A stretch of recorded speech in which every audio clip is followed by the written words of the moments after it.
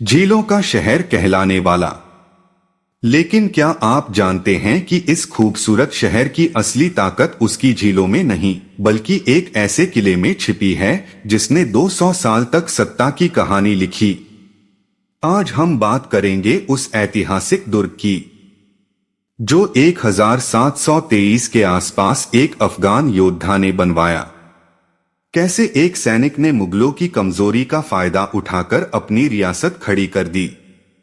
कैसे इस किले से शुरू हुआ नवाबी शासन और कैसे भोपाल में महिलाओं ने संभाली सत्ता की कमान।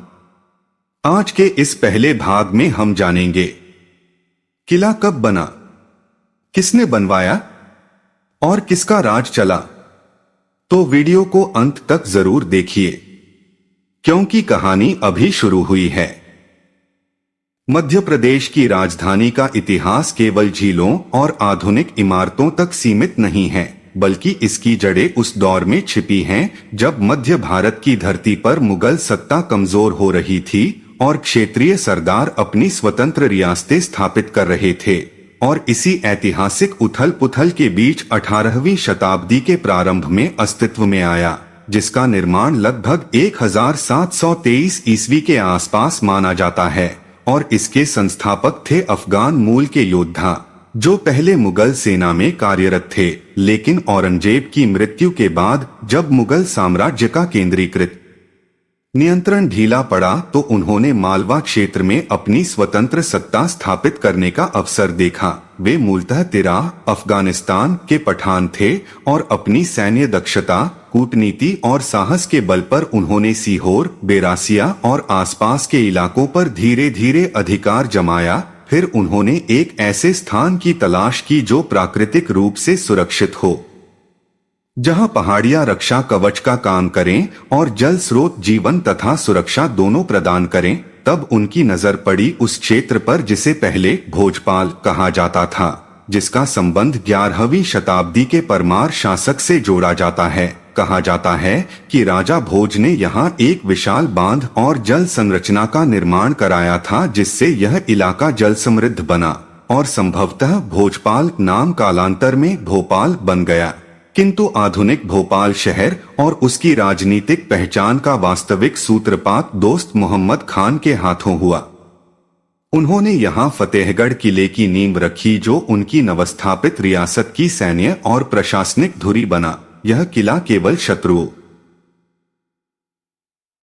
से रक्षा के लिए नहीं बल्कि शक्ति प्रदर्शन का भी प्रतीक था। इसकी मोटी पत्थर की दीवारें, बुर्ज, प्रहरी दुर्ग, आंतरिक प्रांगण और दरबार क्षेत्र इस बात का संकेत देते हैं कि इसे दीर्घकालिक शासन के केंद्र के रूप में विकसित किया गया था।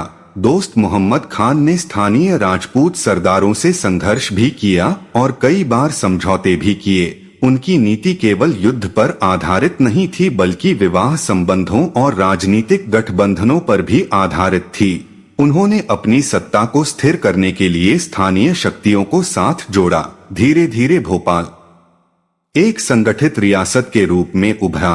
1728 में उनकी मृत्यु के बाद उनके उत्तराधिकारी यार मोहम्मद खान ने शासन संभाला और इस नवगठित राज्य को स्थिरता प्रदान की। आगे चलकर भोपाल रियासत की सबसे विशिष्ट पहचान बनी यहाँ की बेगमों का शासन, जो भारतीय इतिहास में एक अनोखी मिसाल है। 19वीं शताब्दी में ने सत्ता संभाली और पुरुष प्रधान समाज में एक महिला शासिका के रूप में प्रभावशाली नेतृत्व प्रस्तुत किया। उन्होंने प्रशासनिक सुधारों की शुरुआत की और राज्य को आर्थिक रूप से सुदृढ़ किया। उनके बाद सिकंदर बेगम, शाहजहां बेगम और ने शासन किया, जिनके काल में शिक्षा, स्वास्थ्य और आधारभूत संरचना में उल्लेखनीय विकास हुआ। शाहजहां बेगम के समय में भव्य इमारतों और मस्जिदों का निर्माण हुआ जिससे भोपाल की सांस्कृतिक पहचान मजबूत हुई। नवाबी शासन लगभग 2 शताब्दियों तक चला और इस दौरान फतेहगढ़ किला सत्ता का प्रतीक बना रहा। 18वीं सदी के उत्तरार्ध और 19वीं सदी में जब ब्रिटिश ईस्ट इंडिया कंपनी मध्य भारत में अपना प्रभाव बढ़ा रही थी, तब भोपाल रियासत ने अंग्रेजों के साथ संधि की। 1818 की संधि के बाद भोपाल एक रियासत के रूप में ब्रिटिश संरक्षण में आ गया। जिससे उसे आंतरिक स्वायत्तता तो मिली परंतु बाहरी मामलों में अंग्रेजी प्रभाव स्वीकार करना पड़ा। इस राजनीतिक संतुलन ने भोपाल को अन्य कई रियासतों की तुलना में स्थिरता प्रदान की। नवाबों और बेगमों ने अंग्रेजों के साथ संबंध बनाए रखते हुए अपने राज्य की आंतरिक संरचना को मजबूत किया। 20वीं शताब्दी के मध्य तक भोपाल एक महत्वपूर्ण रियासत रहा। स्वतंत्रता आंदोलन के दौरान भी भोपाल की स्थिति विशिष्ट रही, क्योंकि 1947 में भारत की आजादी के बाद भी तत्कालीन नवाब हमीदुल्लाह खान भारत संघ में विलय के पक्ष में तुरंत नहीं थे, किंतु जन आंदोलन और राजनीतिक दबाव के बाद 1949 में भोपाल का भारत में विधिवत विलय हुआ और नवाबी शासन का अंत हुआ। इस प्रकार 1723 के आसपास स्थापित फतेहगढ़ किला लगभग 2 शताब्दियों तक सत्ता परिवर्तन, राजनीतिक समझौतों, महिला नेतृत्व और औपनिवेशिक प्रभाव का साक्षी रहा। आज भले ही उसका मूल स्वरूप समय और शहरी विस्तार के कारण परिवर्तित हो चुका हो, किंतु उसका ऐतिहासिक महत्व कम नहीं हुआ है। वह इस बात का प्रतीक है कि किस प्रकार एक अफगान सैनिक ने अवसर को पहचानकर मध्य भारत में एक सशक्त रियासत की नींव रखी और कैसे उस रियासत ने पुरुष शासकों से आगे बढ़कर महिला नेतृत्व के स्वर्ण युग को जन्म दिया।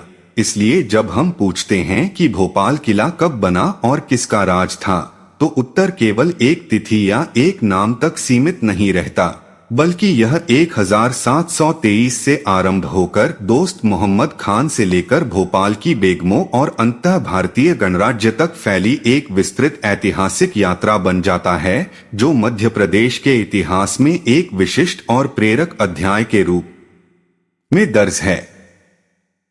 इसी ऐतिहासिक क्रम को आगे बढ़ाते हुए यह समझना आवश्यक है कि केवल सत्ता का प्रतीक नहीं था, बल्कि वह प्रशासनिक, सैन्य और सांस्कृतिक गतिविधियों का केंद्र भी बन गया था, जहां से नवाब अपने क्षेत्र की सीमाओं की निगरानी करते, कर व्यवस्था संचालित होती, न्यायिक फैसले सुनाए जाते और महत्वपूर्ण राजनीतिक निर्णय लिए जाते थे।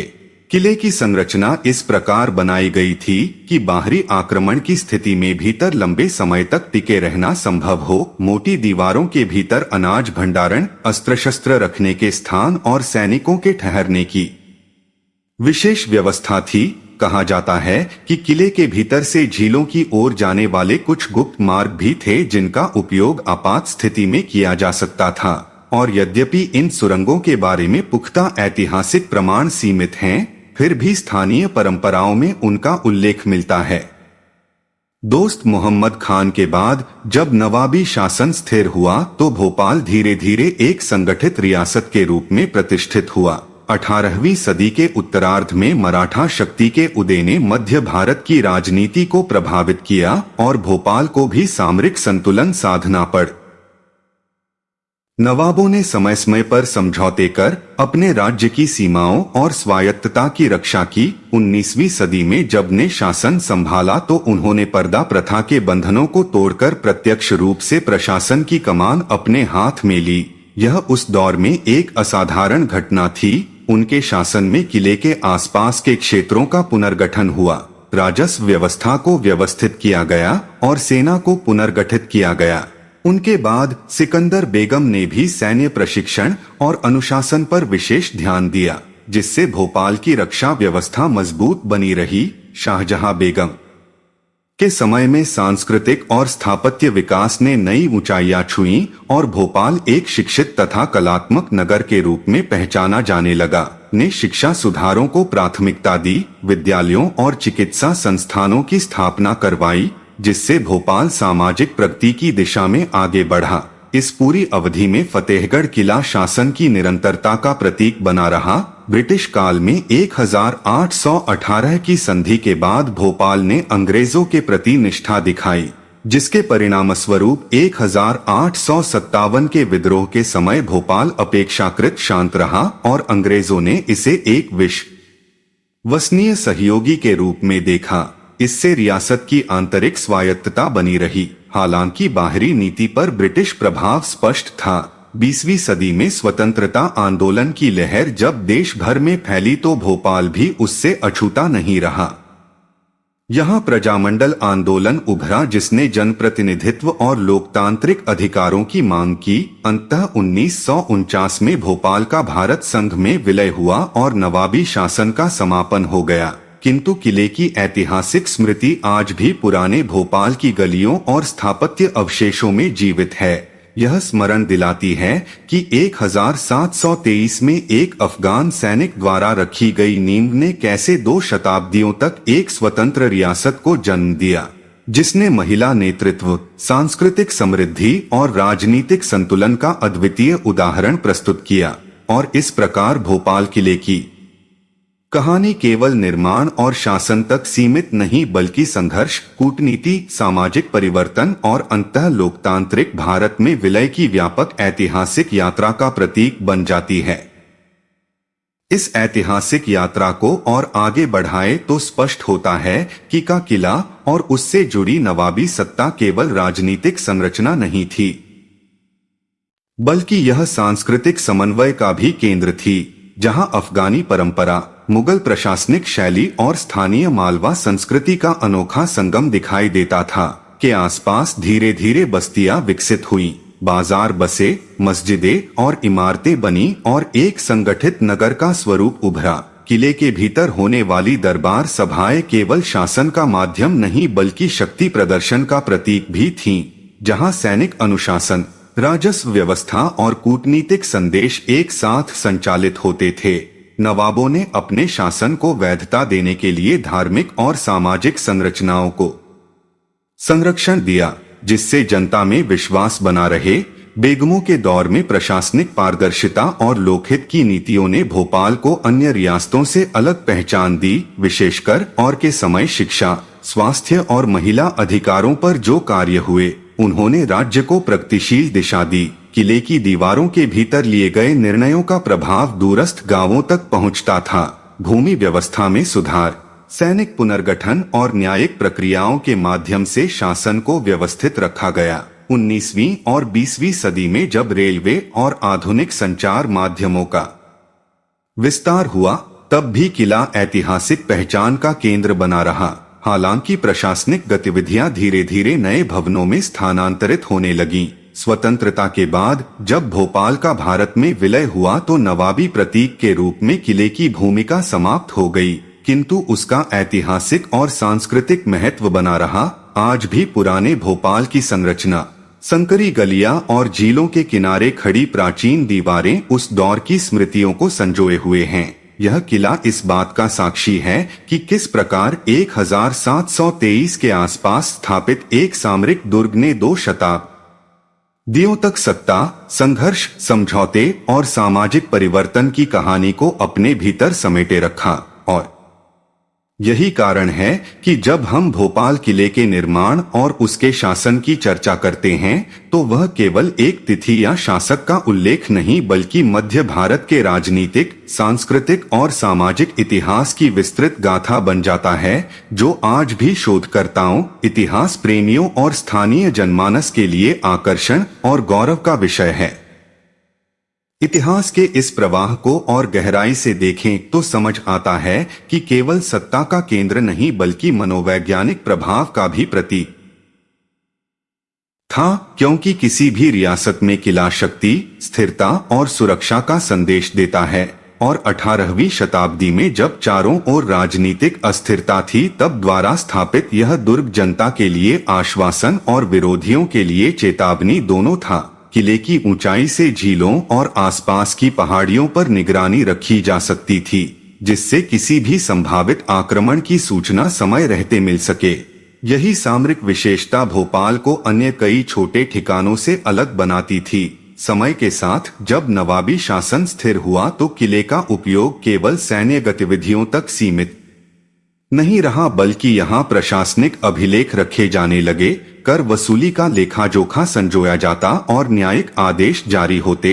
बेगमों के काल में दरबार की परंपरा ने एक विशिष्ट शालीनता और अनुशासन का रूप लिया। विशेषकर ने यह सिद्ध किया कि शासन केवल तलवार की ताकत से नहीं बल्कि विवेक, नीति और जनविश्वास से चलता है। उनके बाद के शासनों में सामाजिक सुधारों ने भोपाल को प्रगतिशील पहचान दी। शिक्षा संस्थानों की स्थापना और स्वास्थ्य सेवाओं का विस्तार उस समय के लिए दूरदर्शी कदम थे। ब्रिटिश काल में संधियों के माध्यम से रियासत ने अपनी आंतरिक स्वायत्तता बनाए रखी, जिससे प्रशासनिक निरंतरता बनी रही। 20वीं सदी में राजनीतिक चेतना बढ़ने के साथ प्रजामंडल आंदोलनों ने जनता की भागीदारी की मांग उठाई। अंततः 1949 में जब भोपाल भारतीय संघ का हिस्सा बना तो किले की राजनीतिक भूमिका समाप्त हो गई, पर उसकी ऐतिहासिक गूंज शेष रही। आज भले ही किले के कई भाग समय और शहरी विस्तार में समाहित हो चुके हों, फिर भी उसका नाम और स्मृति भोपाल की पहचान में रचीब सी है।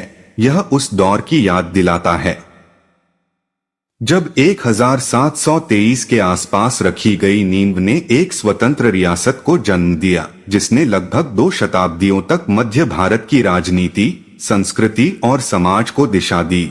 और इस प्रकार भोपाल किले की कहानी केवल निर्माण और शासन की कथा नहीं, बल्कि परिवर्तन, अनुकूलन और इतिहास की निरंतर धारा का प्रतीक बन जाती है। तो दोस्तों, आज आपने जाना कि 1723 में रखी गई एक नींव ने कैसे भोपाल को एक शक्तिशाली नवाबी रियासत बना दिया, कैसे से शुरू हुआ शासन बेगमों के स्वर्ण युग तक पहुंचा, और कैसे यह किला सत्ता, रणनीति और सम्मान का प्रतीक बना रहा। लेकिन क्या इस किले में सचमुच गुप्त सुरंगें थीं? क्या यहां आज भी कोई रहस्य छिपा है? और 1949 के विलय के समय क्या हुआ था अंदर ही अंदर? इन सभी सवालों के जवाब मिलेंगे भाग 2 में। भाग 2 के लिए डिस्क्रिप्शन में हमारे टेलीग्राम चैनल को ज्वाइन करें। इसलिए चैनल को सब्सक्राइब करें, वीडियो को लाइक करें और बने रहिए हमारे साथ, क्योंकि इतिहास की असली परतें अभी खुलना बाकी हैं। हमारा सपोर्ट करते रहिए, हम आपको वो बताएंगे जो अपने कभी नहीं सुना होगा, क्योंकि इतिहास जिंदगी का हिस्सा है जो हर किसी को जानना जरूरी है। भाग 2 देखने के लिए तैयार रहिए। अगर आप यहाँ तक वीडियो देख रहे हो तो यकीन मानिए आप बाकी 90% लोगों से अलग हो। आज वो बात मैंने इस वीडियो में कही है, वो सिर्फ सुनने के लिए नहीं थी, वो महसूस कराने के लिए थी। अगर इस वीडियो को कोई भी लाइन आपके दिल को छू गई है तो समझ लेना ये वीडियो आपके लिए ही था। आप जाते जाते एक छोटी सी बात, अगर आपने भी अभी तक चैनल को सब्सक्राइब नहीं किया है तो अभी सब्सक्राइब कर लो, क्योंकि यहाँ बात सिर्फ बोली नहीं जाती, यहाँ दिल से ही कही जाती है। वीडियो पसंद आया हो तो लाइक ज़रूर करना और कमेंट में मुझे ये बताना इस वीडियो को कौन सी बात आपको सबसे ज़्यादा लगी है। आपका कमेंट मैं खुद पढ़ती हूँ। मिलते हैं अगली वीडियो में एक और सच्चाई के साथ। जब तक के लिए आप अपना ख्याल रखो।